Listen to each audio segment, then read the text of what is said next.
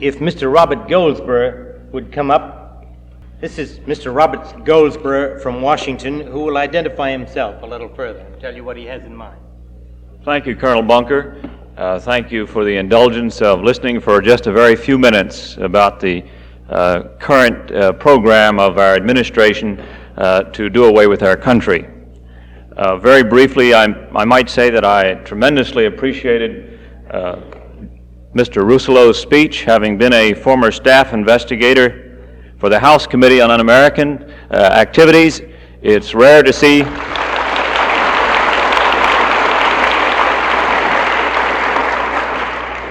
It's a rare pleasure to hear such a well-documented speech as was his.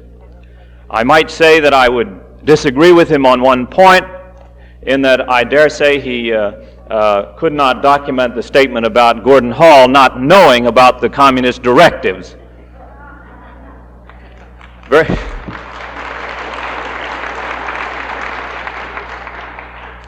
Very briefly, we are working with a group in Washington known as the American Committee on Immigration Policies, which was formed in April to bring to the attention of the American people and to disseminate information as quickly as possible about a situation which has arisen since the passage of the Civil Rights Bill.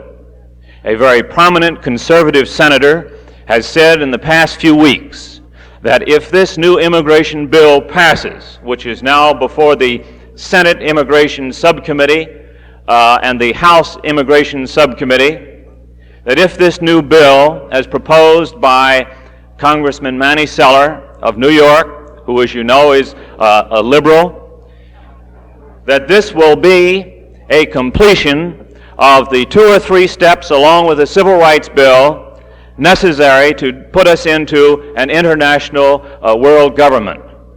Very briefly, the situation is before the House Immigration Subcommittee.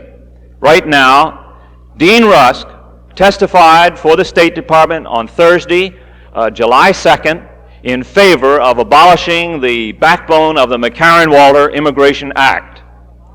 As a result of his testimony, one of the 5 congressmen who are on that subcommittee of Immigration and Nationality of the House Judiciary, Congressman Frank Shelf of Kentucky, stated publicly that he would change his vote and vote against holding up the McCarran-Walter Immigration Act.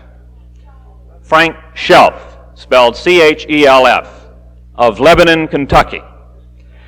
We were startled. We knew there was a drive on, but we didn't realize how serious it was until we heard a story which was verified in the June 23rd issue of the Washington Evening Star, and it was by the syndicated columnist Doris Fleeson.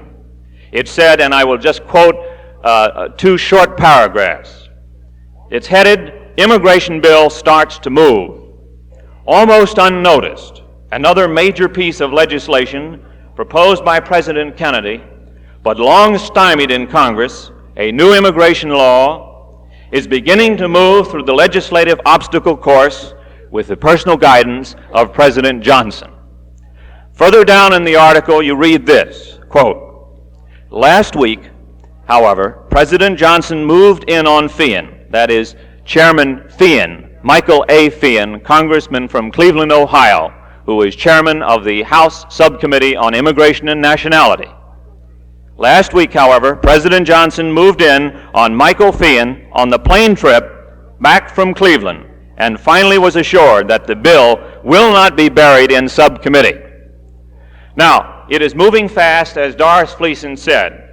Our only hope is to flood Congress with letters, phone calls, telegrams, and resolutions from many organizations in support of the McCarran-Walter Immigration and Nationality Act of 1952.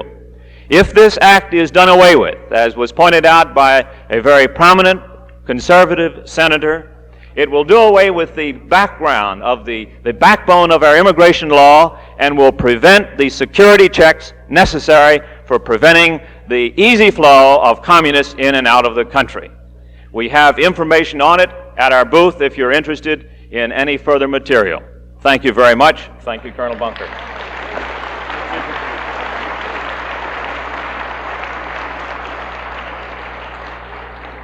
Colonel Bunker asked me to mention our booth is under the heading the American Committee on Immigration Policies.